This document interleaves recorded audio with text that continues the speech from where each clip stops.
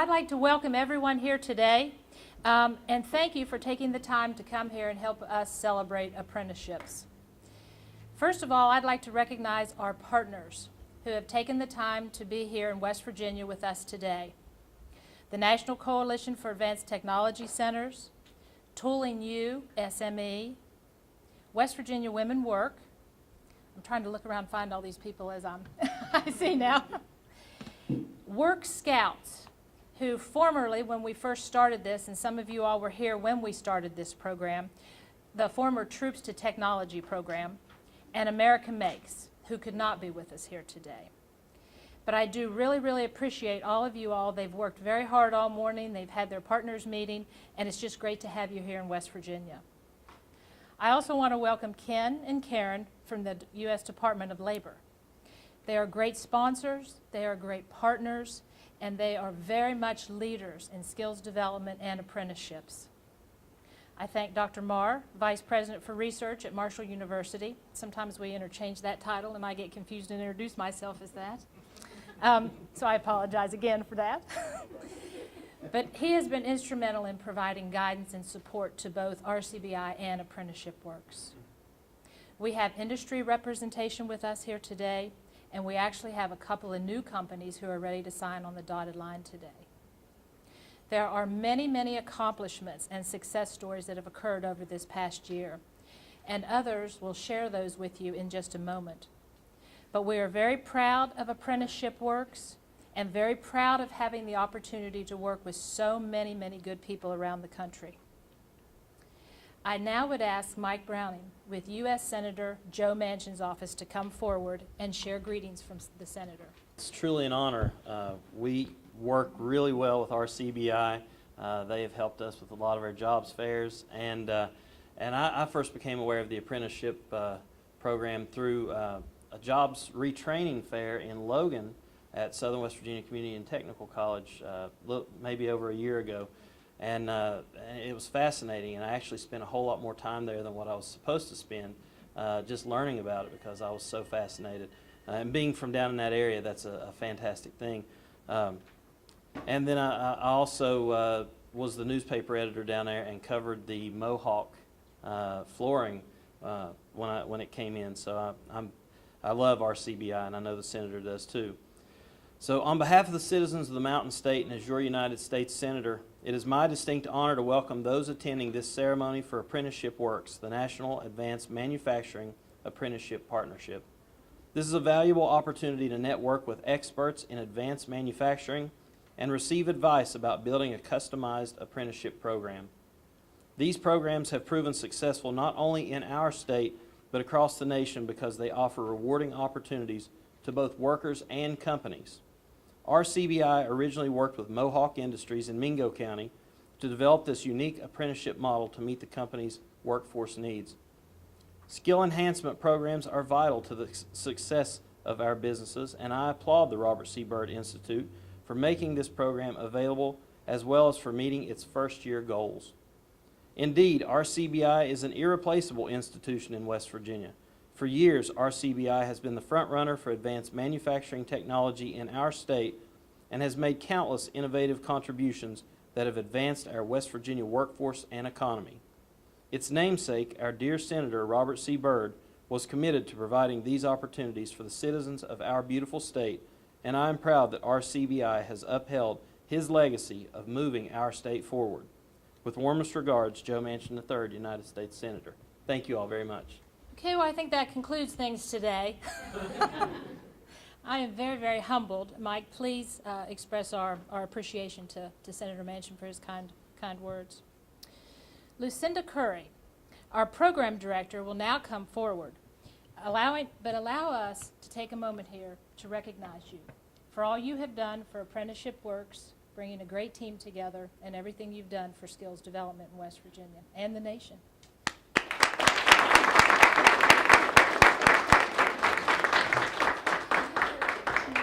Let me.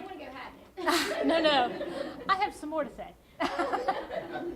Lucinda has spent countless hours not only traveling the hills of West Virginia, and yes, Mohawk is a great success story for this program, but Lucinda travels countless hours across the state of West Virginia, putting and working with apprentices, pre-apprentices. She believes in it. She bleeds it. She is a model for the apprenticeship program, so we couldn't have a better program director, and I wanted to take this opportunity to say thank you publicly for everything you do. Thank you. Well, thank you all. I again want to express our gratitude in you all being here today. We do have folks from across the country, from California, from Ohio, from, don't want to leave anybody out, from all over. Well, Eastern Panhandle, so we might as well say D.C. Didn't go that far. Look at that. We are. So we're so glad to have all the local folks too that we work with the Workforce Investment Board, the Governor's Guaranteed Workforce, and the W.Va directors and the community colleges and just everyone. It's really been a team effort, and it's going to continue to be a team effort. And I did want to give you some highlights because we have had a very, very good first year. It's a 5-year grant program.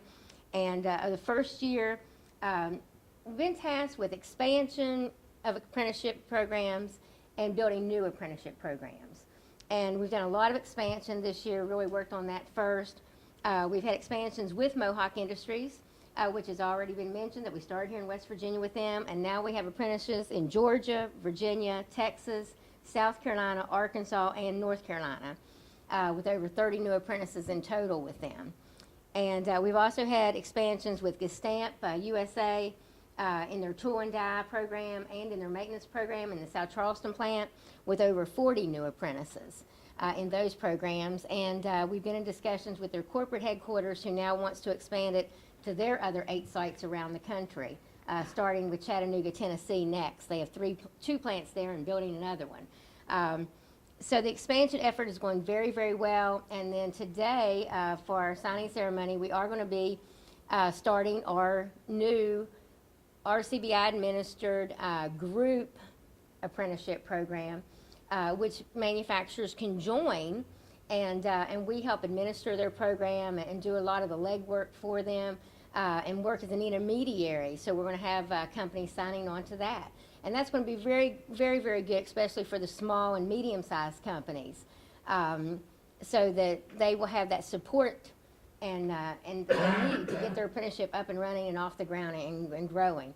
When you look at the Mohawks and Gestamps of the world, they're great. They're large companies. Mohawk's the largest flooring manufacturer in the world, with over 30,000 employees. And it's great to work with those large companies. But we also love to work with our small manufacturers and our medium manufacturers and to grow them bigger and better, especially here in West Virginia. So that's one of the things that we're here to really celebrate today. And also, we have been building out these occupations. Toy New is here with us today, and the Society of Manufacturing Engineers. They're a big partner with us in doing that effort. And we started out with 13 critical advanced manufacturing occupations that we wanted to build out.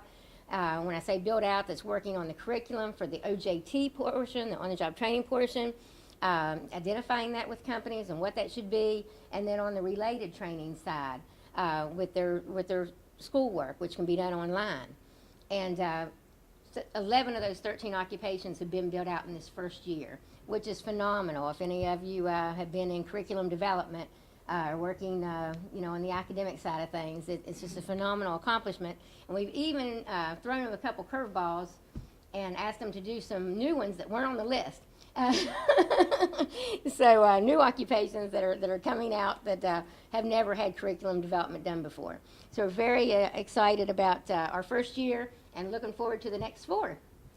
So with that, I would like to bring up Mr. Ken Milnes, and he is our Office of Apprenticeship Director in the state of West Virginia. On going a little further with what Charlotte said about Lucinda, Lucinda's basically the cornerstone of this grant and what she's been doing. She's been going all over the country, not just in West Virginia. She's been going to Georgia and all the other states and various different things. And I want to take my hand and give you congratulations. Now, her partner in crime is Karen Wade. All right? She's an ATR, which is an apprenticeship training representative. That's her office is in Charleston. She covers the southern part of the state, the 22 counties in the southern part of the state. She has been working with Lucinda from the very get up and go and planted the seeds and got this program going and helped Lucinda on every step of the way. So, you know, I like to take and congratulate her.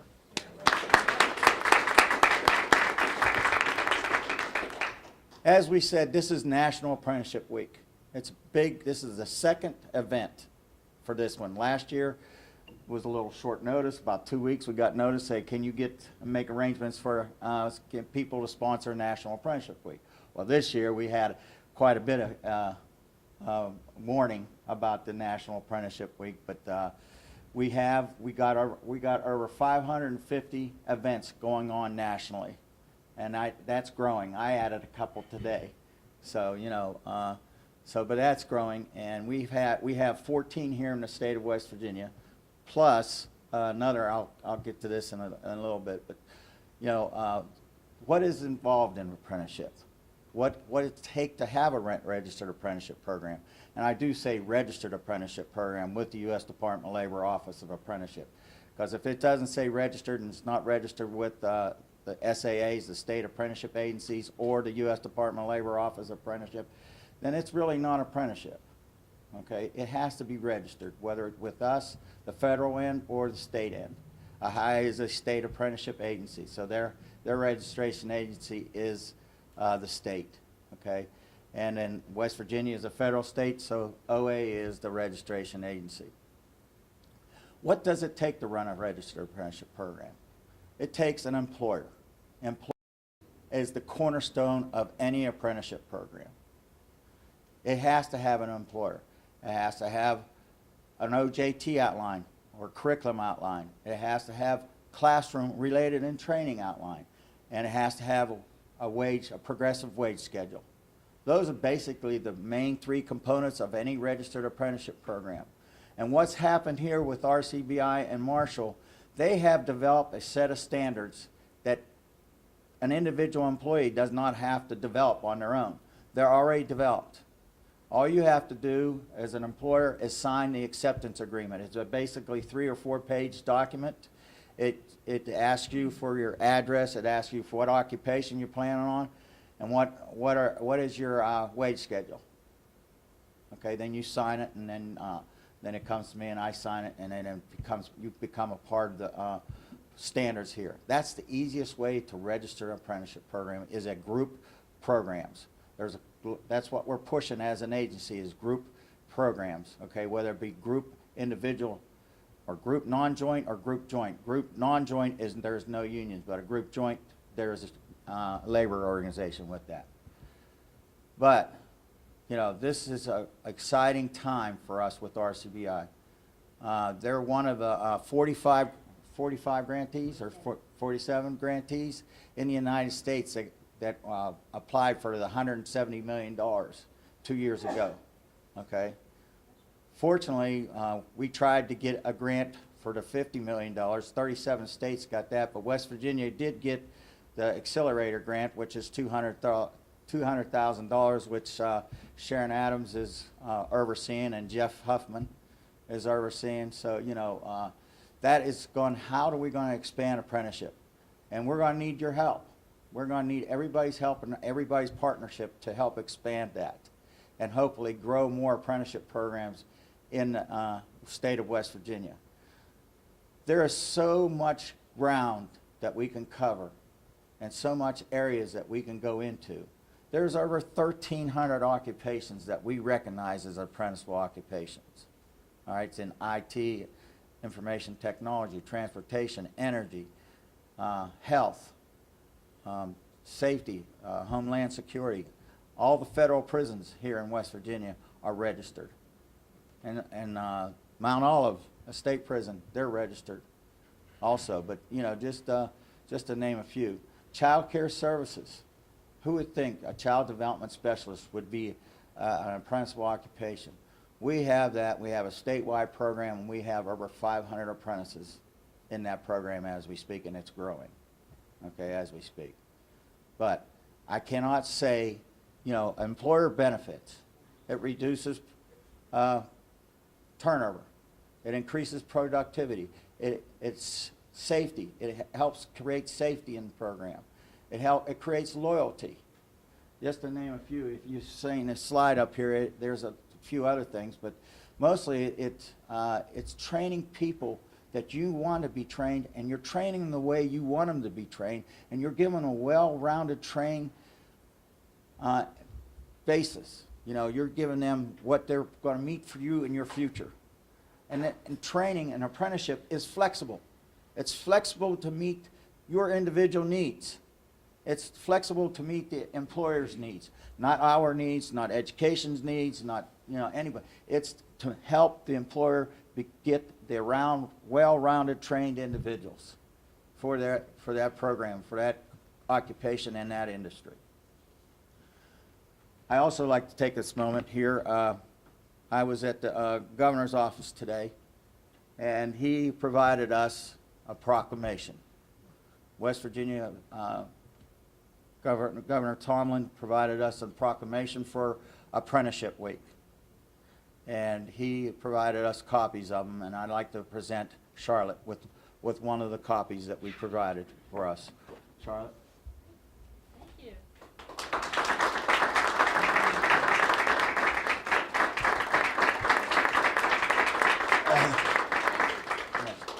There's two other copies. One's going to my regional office, and the other one's going to the national office.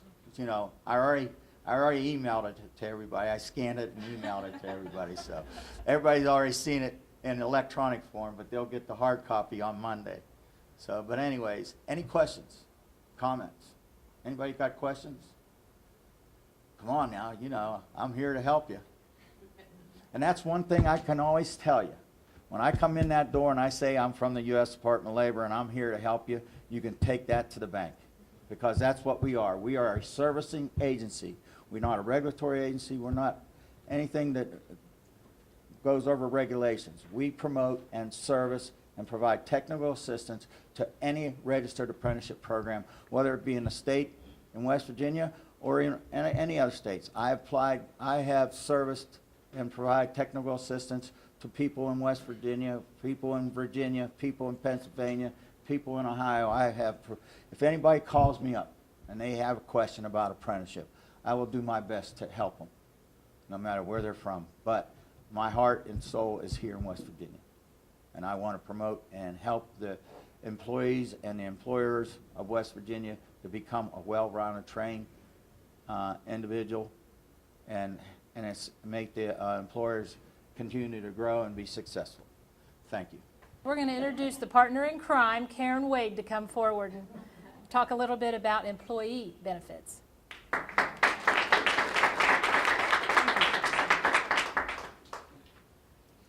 Well, I just looked at my agenda yesterday. I got the chance to look at it and realized I was on it to speak. But I did want to start off by telling you a funny story.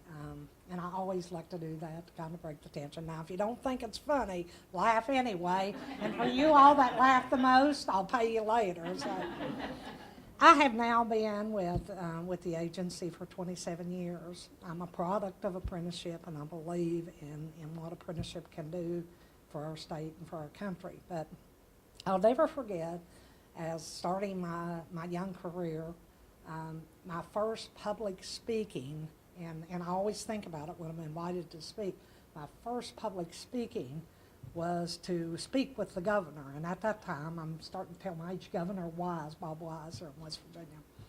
And I was so impressed here. I was going to get to speak after the governor. And I was so tickled to death, and I got the big head and forgot everything I learned in speech class. So, with that being said, I wanted to really make a good impression. So I practiced for weeks and weeks and put my family through pure torture because I made them sit in front of me, and of course my kids, they would clap graciously. But after the first week, when I would come home, I would find that there would be nobody there. So, so I had to start practicing in front of the mirror, and I got tired of looking at myself. So finally I convinced myself, you got this, girl.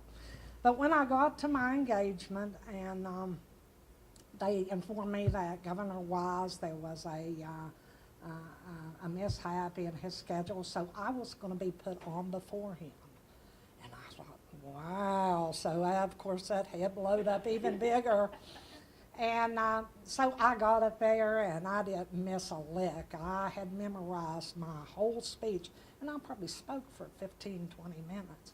So I go, and I sit back down in my seat, and here comes Governor Wise, and he has a cheat sheet this long, and I'm like, oh my, and I could feel the wind being sucked out of my cells real quick. So today, I have my cheat sheet. My memory, my young memory isn't there anymore, and of course I remembered during my speech class that is acceptable to have those index cards. So, but I want to reflect back on what we've done over the last year. This is truly an honor and a privilege to be here today during National Apprenticeship Week and be a part of this celebration. I've had the honor and the privilege of the last year to work with the RCBI staff. They're an amazing staff of people. Me and Lucinda has traveled across the states together. And at one particular time, we were sitting with a group of employers, and we were so tired by that point that they asked us a question, and we just sat there. And they immediately started laughing because you could see how tired and exhausted we was during that time. But again, they were the first few recipients in the nation to receive the American Apprenticeship Grant, and it was the first grant given out geared strictly towards apprenticeship. They were the recipients of that. We were so honored to have that here in West Virginia, and so honored that RCBI was the ones to receive that. Today marks that major millstone of the hard work that RCBI has put forth in this program. We're going to sign the apprenticeship standards today, recognizing all their accomplishments, recognizing this group program, which the employers can come and be a part of. RCBI will administer that program on their behalf. RCBI will be the Apprenticeship Works will be the people that we deal with as far, so we will not be taking up any of the manufacturer's time. This will all be done through RCBI. And they wanted to do that to make sure they realize how important your time is, to encourage you to come on board and be a part of this apprenticeship. I also want to thank our partners today. A lot of times they don't get to make it at the table, but we definitely are confident in knowing that you're out there working to support this program. And one of the things we've seen with these partners over the past year is that if we all come together and we work together, we can do some amazing things. So, and this right here is testimony to what we have done by all of us coming together. The workforce folks here in West Virginia, Sharon Adams, Jeff Huffman, they just kind of been hooked at our sides right there. The community college system, it's just been a great partnership that come together on the behalf of these employers to make sure this program is going to meet the needs of not only you, but the state of West Virginia and our great country. Last, but definitely not least, I want to thank the manufacturers. We've been out there knocking on your doors. You've welcomed us with open arms. You have given us some of the grandest tours through your facility. And let me say, you guys are doing some amazing things, and I appreciate what you're doing. You have also shared your workforce development needs with us. You continue to share those so we can go back to our partnership and put these things together and to make sure that this program is going to benefit you, not us, benefit you as an employer, because if you don't survive, we don't survive, not only in the state of West Virginia, but across this nation.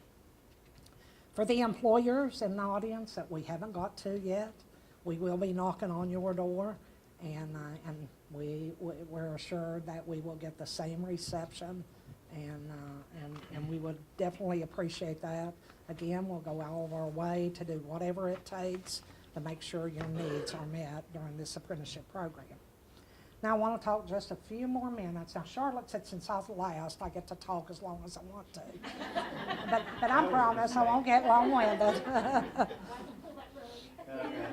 Pull that rope. I want to talk about what brought us to this point.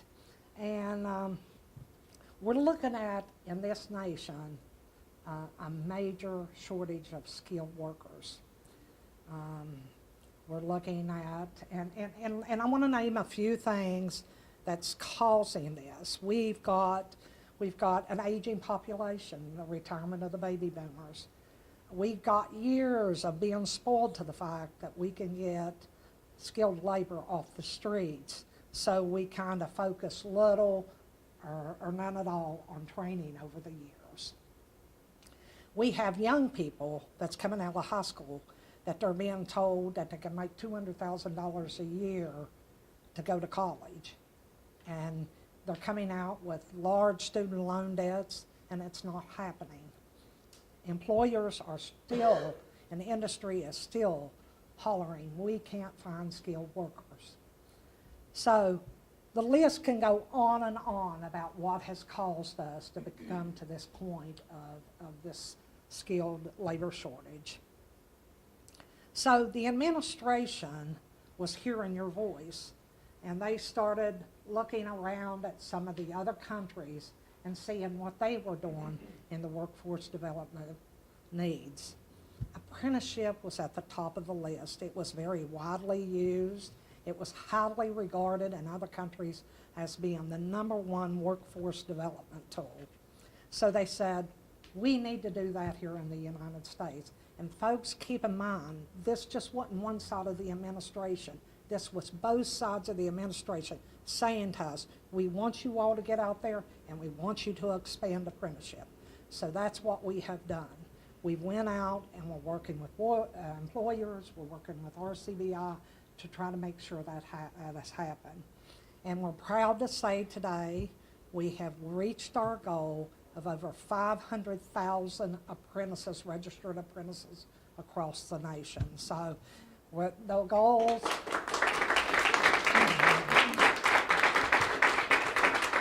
our goals for the upcoming year are going to be more. Us worker bees are going to be out there, and we're going to be, again, knocking on your doors. And let me say this, employers, we cannot do this without your involvement. We have to have you as a part of this. And I can promise you, and we thought we was going to get to hear some testimony and witnesses from employers today who was going to be here and talk about they've been involved in the apprenticeship program for a while, and but they weren't able to make it. But again, I want to say that you will not regret coming on board with this. They haven't. We're constantly going back out there getting feedback from you. What can we do better? How can we better serve you? And I am a public servant, and that's what I want to do, is make sure your needs are met. Again, thank you all. I look forward to working with you in the upcoming years, and hopefully we can reach our new goals, and I look forward to knocking on manufacturers' doors. So thank you, and may God bless.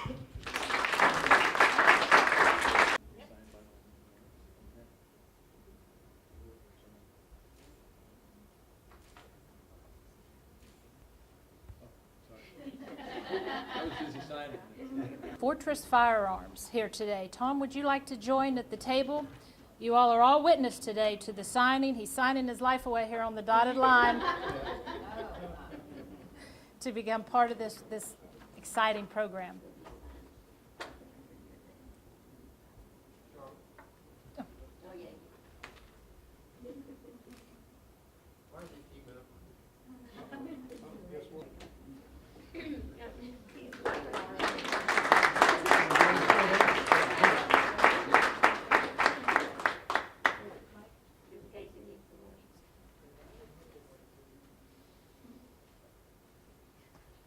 Hi, everybody. At this time, I'd like to ask Krista Maurer from Tooling USME to come up, and she's going to make a special presentation. Thanks, Krista. we'd like to honor a few of those exemplary customers. And RCBI has been chosen this year for our partnership in this American Apprenticeship grant and all the work that they've done. So I personally want to thank you as well for choosing us as a partner, just even in our meeting today talking about how we're changing lives and really giving people careers in manufacturing and shaping their futures. It makes me happy that I'm part of this or part of this partnership, and so I am honored. So on behalf of Tooling U and myself, I want to offer you, it's a Tooling U Platinum Education Center Award.